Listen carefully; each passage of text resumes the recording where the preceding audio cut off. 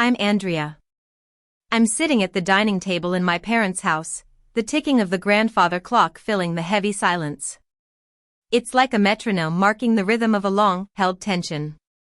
I'm wearing my graduation cap, a symbol of an achievement that went unnoticed years ago. Across the table, my mother, Evelyn, is sitting stiffly, her eyes fixed on the non-disclosure agreement, NDA, I've placed in front of her. My father, Henry, is looking down at the table, his hands pressed flat as if trying to hold something in place. My sister, Lily, is biting her nails, her face pale and drawn.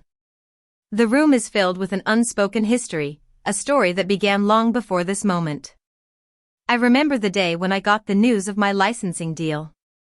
I was in my Seattle apartment, surrounded by the glow of 3 monitors displaying the compression algorithm I'd spent years perfecting. It was a rainy day, as it often is in Seattle.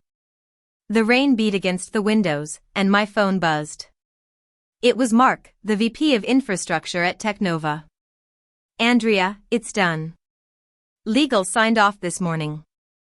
$5 million a month, exclusive license, 3-year minimum with renewal options. You've built something extraordinary, he said. I thanked him and set the phone down. The rain continued, and I stared at the numbers on my brokerage account. $60 million a year, a figure that seemed almost surreal. My mother had always said I'd never amount to much, but the brokerage statement told a different story. I had no one to share this news with, or so I thought. I called my friend, Maya.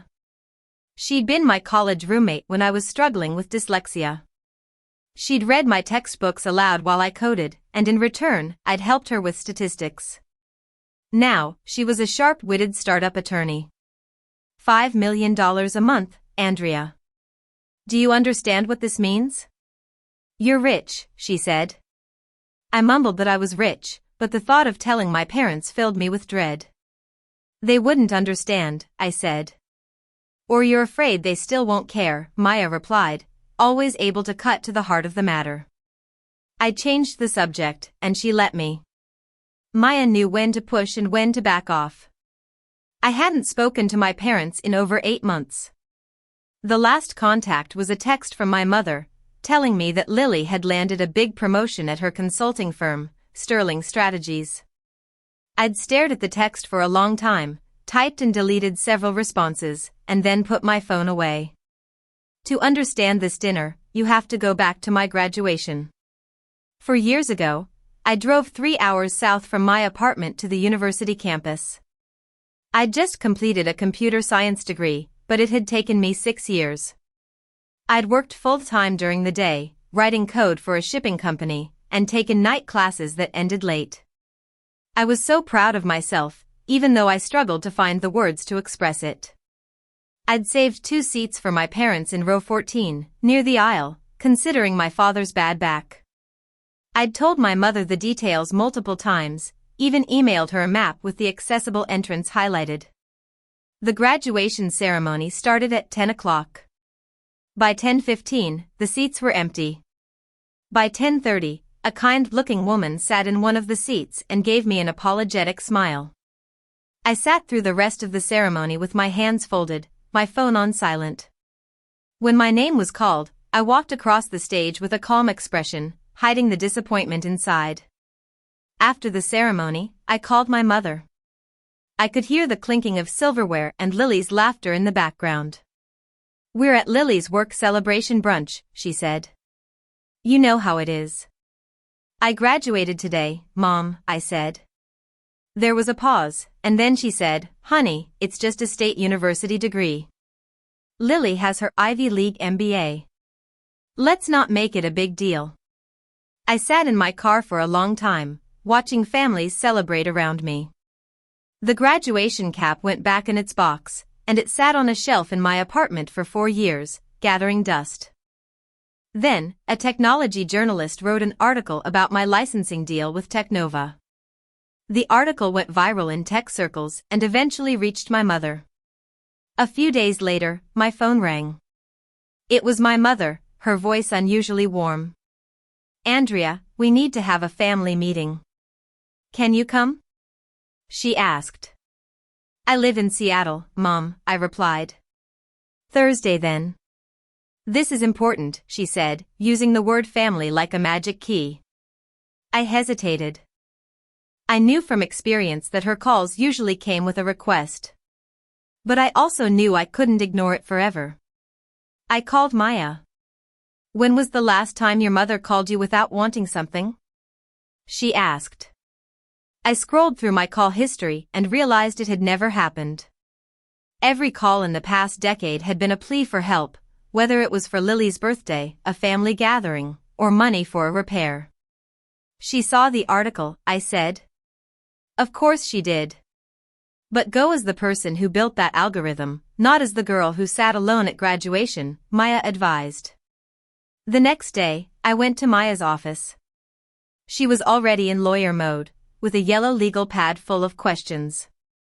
She pulled out a standard NDA and said, if they want to be involved in your financial life, they sign this first. I put the NDA in my bag without reading it, thinking it was overkill. But then, Maya dropped another bombshell. I pulled the public filings for Sterling Strategies. There's been no revenue in 9 months, 2 employees have left, and your parents have been funding Lily's business with $340,000 from the family trust over the past 2 years. I was shocked. I'd worked so hard through night school, skipping meals to pay for textbooks, while the trust that was supposed to support family members' education had been used to prop up Lily's failing business. As I packed for my flight to Charlotte, I found an old green composition notebook. It was from when I was 12. My father had given it to me, with an inscription that said, for Andrea, who sees things differently. My father had always been different. On Saturday mornings, he'd drive me to a diner on Elm Street. He'd set up his old laptop and teach me coding, starting with BASIC and then moving on to Python. He never explained why, he just showed up with 2 orders of pancakes and a lot of patience. Every line of my compression algorithm had its roots in that notebook. It was my private language, a way to express the ideas that moved too fast for my dyslexic brain to put into words. When I arrived in Charlotte, I drove past my parents' house. Through the window, I could see the photo wall. Lily's diplomas, her wedding picture, and her awards were prominently displayed. There was nothing of mine, not a single photo or a report card. It was as if I didn't exist in their family story. I drove to the block where the diner used to be. It was now a yoga studio. The window where my father and I used to sit was replaced by a sign advertising yoga classes. I sat in a coffee shop across the street and pulled up the public filings for Sterling Strategies on my laptop. The numbers confirmed what Maya had found. That evening, in my hotel room, my father called. Andrea, I saw the article. I always knew you were smart, he said. I felt a strange mix of emotions, a tightening in my chest. But then he said, your mother has some ideas about how you could help Lily's business. It could bring the family together. I realized he wasn't really acknowledging me, he was just paving the way for my mother's request. I told him I'd be at the meeting. The next morning, Lily called. Her voice was strained. I'm happy for you, Andrea, but my firm is in trouble. Mom and Dad have done what they can, but we need an investment. You could be a 40% partner. I asked about the lack of revenue in her public filings. She was defensive, saying, you owe this family. We let you live in the basement while you did your little computer thing. The phrase little computer thing was my mother's. It was a dismissive term she'd used for my work for years. I told her not to bother sending the business plan. I called Maya again. The meeting is a shakedown, I said. I know, she replied. But remember, you owe yourself the truth. That night, I lay in bed with the green notebook open beside me.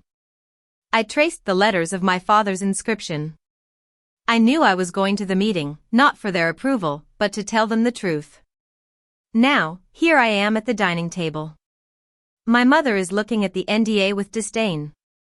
What is this? She asks. It's a non-disclosure agreement. Standard for anyone who wants to be involved in my financial life, I reply. We're your parents, not business partners, she says.